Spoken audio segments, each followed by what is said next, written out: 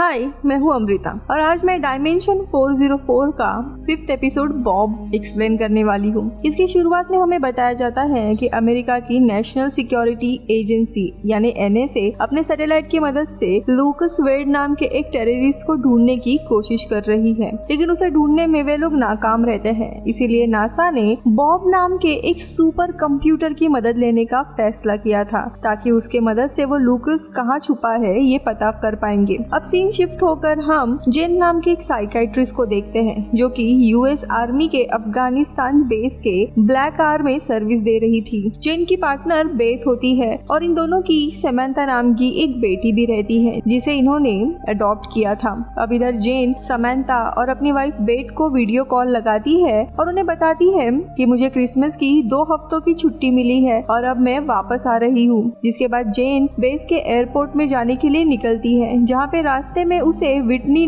नाम के NSA agent मिलती है जो जेन को एयरपोर्ट तक लिफ्ट ऑफर करती है। पर रास्ते में विटनी जेन से कहती है कि हमें तुम्हारी जरूरत है, एक नया मिशन आया है और इसीलिए तुम्हें हमारे साथ चलना होगा। पर जेन कहती है मैंने 18 महीने बिना किसी छुट्टी के काम किया है और अब मैं अपने फैमिली के पास जाना चाहती हूँ। मगर जेन ना चाहते हुए भी उसे अपने प्लेन में बिठाकर NSA के ब्लैक साइट इंडिगो नाम के एक सीक्रेट बेस पर लेके आती है। उसकी मुलाकात NSA के डायरेक्टर स्टीवन से होती है जो जेन को बताती है कि उसका नेक्स्ट असाइनमेंट यही है कि उसे किसी को थेरेपी सेशन देना है। जिसके बाद स्टीवन जेन को एक बहुत ही बड़े सर्वर रूम में लेकर जाती है जहाँ पे एक कमरे के अंदर जेन की मुलाकात सुपर कंप्यूटर बॉब से होती है। वो बॉब को देखती है जो कि बहुत ही बड़ा, बहुत विशाल होता है और उसके सामने एक कैमरा लगाया हुआ था।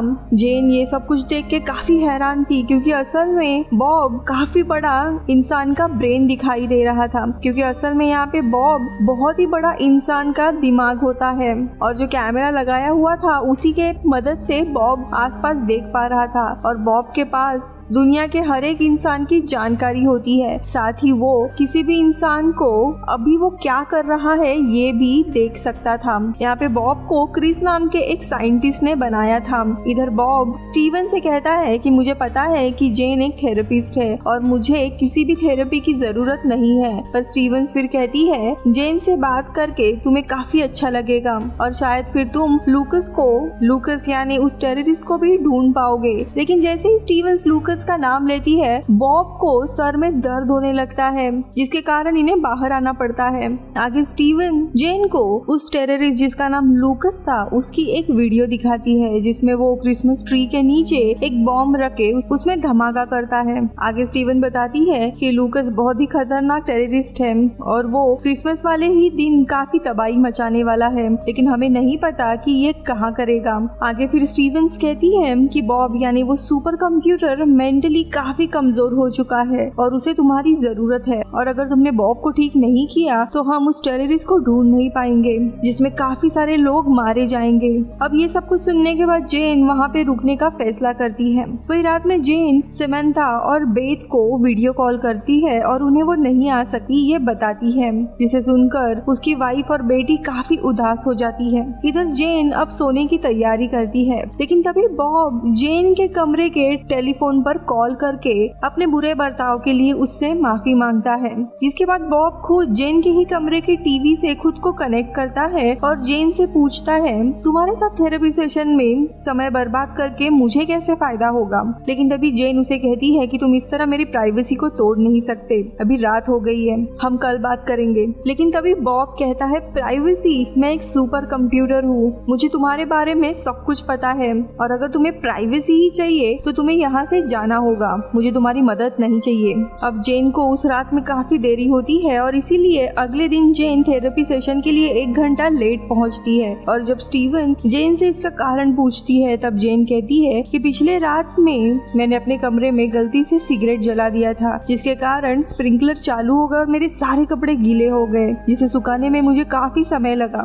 यानी कि यहाँ पे बॉब ने उससे बात की थी और उसे धमकी दी थी, इसके बारे में वो स्टीवन को कुछ भी नहीं बताती और जेन को ये झूठ बोलते हुए देख बॉब को भी काफी हैरानी होती है और वो जेन से उसके हरकत के लिए माफी मांगता है। इधर बॉब जेन से कहता है कि मुझे नहीं लगता तुम मेरी मदद कर पाओगी, जिस पर जेन कहती कि मैं कोशिश तो जरूर करूंगी, तुम मुझे 2 घंटे का समय दो और अगर अगर मैंने 2 घंटे में तुम्हें ठीक नहीं किया तो मैं यहाँ से चली जाऊंगी। जिस पर बॉब मान जाता है और वो 2 घंटों का टाइमर शुरू करता है। लेकिन इसमें बॉब जानबूझ के 1 घंटा जो जेन लेट आई थी उसके लिए काट देता है। अब सेशन शुरू होता है और कुछ सवालों के बाद जेन बॉब से पूछती है कि तुमने आखिरी बार उस टेररिस्ट जिसका नाम लूकस था उसे कब देखा था। जिस पर बॉब कहता है आखिरी बार मैंने उस टेररिस्ट को सबवे ट्रेन में 1 महीने पहले देखा था और तब से लेकर आज तक मैं उसे ढूंढ नहीं पाया हूँ, जिसकी वजह से मुझे काफी गुस्सा आता है। आगे जेन बॉब से पूछती है कि अगर तुम्हें अपनी एक इच्छा पूरी करने का मौका दिया जाए तो वो इच्छा कौन सी होगी। जिस पर बॉब हर्ब हिलमैन नाम के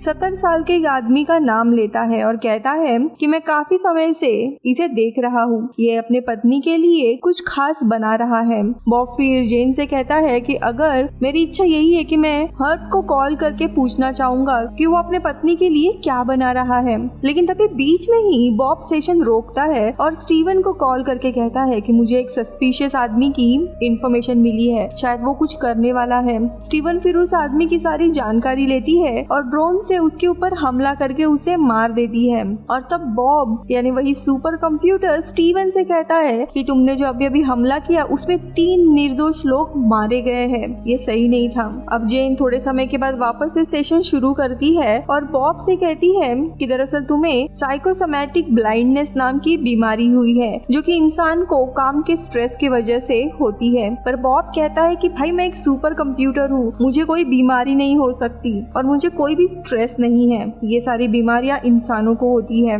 जिसके बाद जानबूझ के जेन बॉब से पूछती है तुम्हें उन 3 निर्दोष लोगों को मार के कैसा लग रहा है। मगर ये सुनकर बॉब को काफी गुस्सा आता है, पर फिर भी वो अपने गुस्से को शांत करता है और वो जानबूझ के जेन की छोटी बच्ची और उसकी वाइफ बेथ को वीडियो कंप्यूटर पर दिखाने लगता है, जिसमें वो दोनों जेन के बिना क्रिसमस की तैयारी काफी खुशी से कर रही होती है। और तब बॉब जेन से कहता है कि तुम्हारा परिवार तुम्हारे बिना ही काफी खुश है, इसलिए तुम यहाँ पे मेरा समय बर्बाद मत करो, मुझे तो तुम्हारे लिए काफी दया आ रही है। पर जेन उससे कहती है कि दया लोगों को तब आती है जब उन्हें दूसरों के लिए हमदर्दी महसूस होती है और तुम्हारे अंदर भी एक दिल है और तुम धरती के 7 बिलियन लोगों को देख सकते हो और इसीलिए तुम्हारे अंदर उन लोगों के लिए भी हमदर्दी है। अब ये सुनकर बॉब जेन को लूकस की यानी उसी टेररिस्ट की वही सबवे वाली सीसीटीवी वीडियो दिखाता है। इस सबवे ट्रेन में एक छोटी लड़की अपनी बहन के साथ होती है और तभी वो बड़ी बहन छोटी बहन को कहती है कि सांता क्लॉज असल में नहीं होते और ये सुनकर उस छोटी लड़की को काफी बुरा लगता है। बॉब फिर कैमरा को काफी जूम आउट करता है और कहता है कि मैं हर समय काफी सारे लोगों को उदास और निराश होते हुए देखता हूँ और जब से मुझे चालू किया गया है तब से मैं रो रहा हूँ, मुझे लोगों का ये दर्द पसंद नहीं आ रहा है। और तभी बॉब लूकस की लोकेशन ट्रैक करने लगता है और उसे दिखता है कि जो लूकस टेररिस्ट है वो अभी दूसरे सबवे स्टेशन में है और वो एक गिफ्ट के अंदर बॉम्ब रख कर उतर जाता है। लेकिन तभी अचानक से वापस बॉब के सर में दर्द होने लगता है और वो लूकस की लोकेशन खो देता है और तभी वो टेररिस्ट लूकस का बॉम्ब भी फट जाता है, काफी ब्लास्ट होता है जिसमें काफी सारे लोगों की जान चली जाती है। ये देखकर सब लोग काफी ज्यादा निराश थे। फिर स्टीवन जेन से कहती है कि हम अब बॉब के सिस्टम को पूरी तरीके से बंद करने वाले हैं, उसकी कोई हेल्प नहीं हो रही है, अब तुम घर जा सकती हो। अब जेन जाने से पहले ही क्रिस जेन के पास आता है और कहता है कि बॉब तुमसे मिलना चाहता है। अब इधर जेन बॉब से मिलने आती है जो कि धीरे धीरे मर रहा होता है। वही बॉब जेन से पूछता है कि क्या हम दोस्त हैं, जिस पर जेन कहती है कि हाँ बिल्कुल हम दोस्त हैं। जेन फिर बॉब से वही सवाल पूछती है कि तुम अपनी कौन सी इच्छा पूरी करना चाहते हो, पर तब बॉब कहता है कि मैं चाहता हूँ कि सांता क्लॉज असली में हो। और ये बात सुनकर जेन बॉब से कहती है तुम मेरा इंतजार करना, मैं थोड़ी समय में वापस आऊंगी। जिसके बाद जेन क्रिस के पास आती है जो कि क्रिसमस पार्टी में मजे कर रहा होता है। जेन क्रिस से कहती है कि तुम्हें बॉब के सिस्टम को वापस से रिस्टार्ट करना होगा, पर क्रिस कहता है कि मैं ऐसा नहीं कर सकता, हमने ऑलरेडी प्रोसेस शुरू कर दी है बॉब को बंद करने की। मगर जेन फिर कहती है मैंने अपनी आधी से ज्यादा जिंदगी जख्मी सिपाहियों का ध्यान रखने में काट दी है और बॉब को तुमने बनाया है और इसीलिए बॉब तुम्हारा एक सिपाही है और तुम्हें उसकी मदद करनी चाहिए। अब ये सुनकर क्रिस जिसने बॉब को बनाया होता है वो बॉब के सिस्टम को वापस से रिस्टार्ट करने के लिए तैयार होता है। जिसके बाद ये तीनों सर्वर रूम में जाकर बॉब को वापस शुरू करते हैं और जैसे ही बॉब का सिस्टम शुरू होता है वो एक बार फिर से से दुनिया में क्या हो रहा है वो देखने लगता है। अब यहाँ पे बॉब उस 70 साल की इंसान हर्ब को देखता है जो कि अपने पत्नी से कहता है कि तुम मेरे जिंदगी का एक पिलर हो और इसीलिए मैंने तुम्हारे लिए एक पिलर बनाया है। और ये देखकर बॉब काफी खुश होता है। दरअसल यहाँ पे बॉब को ऑन करने की परमिशन इन लोगों ने एनएसए यानी स्टीवन से नहीं ली होती है, इसीलिए बॉब एनएसए का कोई भी काम नहीं कर रहा था। वो बस दुनिया भर के लोगों को देख रहा होता है जो लोग क्रिसमस मना रहे थे, जिसे देखकर उसे भी काफी खुशी होती है, मानो वो भी छुट्टियों के मजे ले रहा है।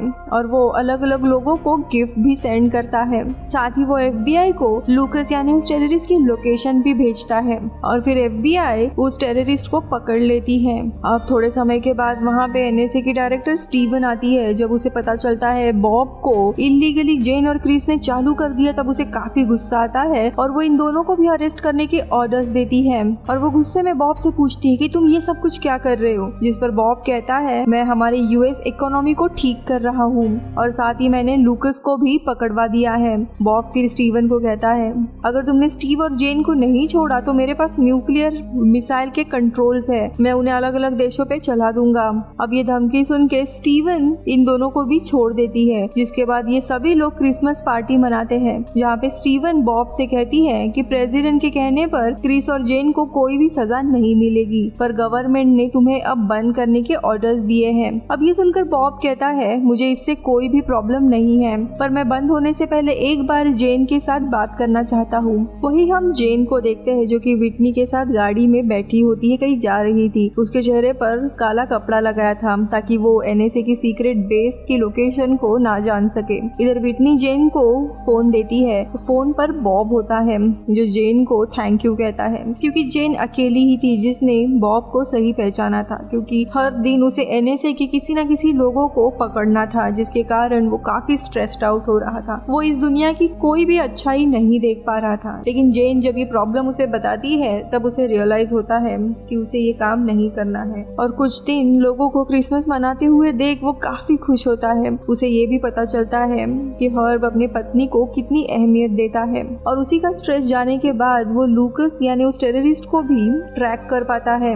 अब बॉब जेन को क्रिसमस विश करता है और फिर वो उसे अलविदा कहकर फोन रख देता है, जिसके बाद बॉब को बंद किया जाता है। अब जेन अपने घर पहुंच जाती है जहां पर काफी महीनों के बाद वो अपने परिवार से मिलती है और इसी सीन के साथ एपिसोड खत्म होता है। इसका एक आखिरी एपिसोड है जो मैंने ऑलरेडी एक्सप्लेन किया है, जिसकी लिंक मैं नीचे दूंगी, और इसी के साथ ये सीरीज खत्म होती है। Bye bye.